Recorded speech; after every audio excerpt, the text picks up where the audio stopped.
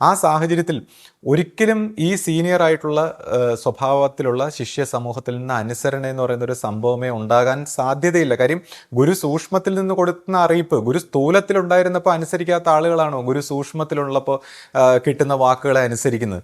അപ്പോൾ ശിഷ്യപൂജിത എന്തുമാത്രം വിഷമിച്ചിട്ടുണ്ടാവും ഈ കാര്യങ്ങൾ നടപ്പാക്കാനും ഇവിടെ പ്രവർത്തിക്കാനും.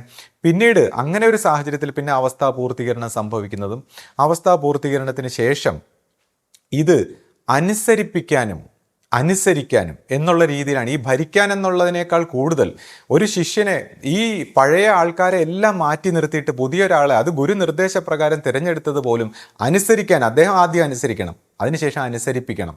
കാര്യം ഈ അനുസരണ എന്ന് പറയുന്ന കാര്യം ഈ പരമ്പരയിൽ വളരെ ഇല്ലാതായിപ്പോയി. ആ ഒരു ക്വാളിറ്റി, അതാണ് ഗുരുമാർഗത്തിൻ്റെ ഏറ്റവും വലിയൊരു ക്വാളിറ്റി. പക്ഷേ ആ ക്വാളിറ്റി ഇല്ലാതായ സാഹചര്യത്തിൽ അനുസരിപ്പിക്കുക.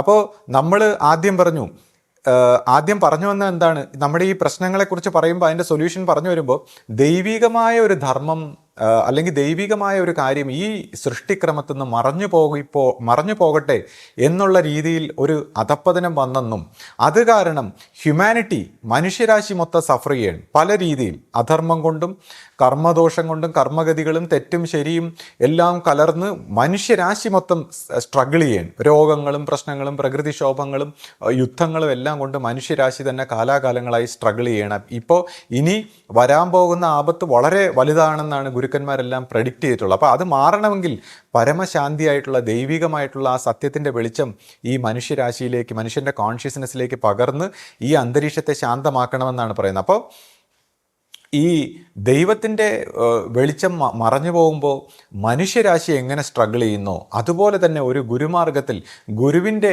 മഹിമയെ മറച്ചു വെച്ചാൽ ആ ഗുരുമാർഗവും സ്ട്രഗിൾ ചെയ്യും എന്നുള്ളതാണ് കാര്യം.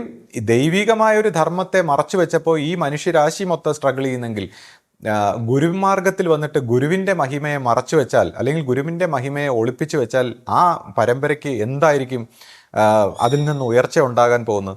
അപ്പോൾ ഇത് ആരാണ് മറച്ചു വെച്ചത്? ഈ ദൈവികമായിട്ടുള്ള ഈ കാര്യം ഈ പരമ്പരയിൽ നിന്ന് മറച്ചു വെച്ചത് ആരാണ്?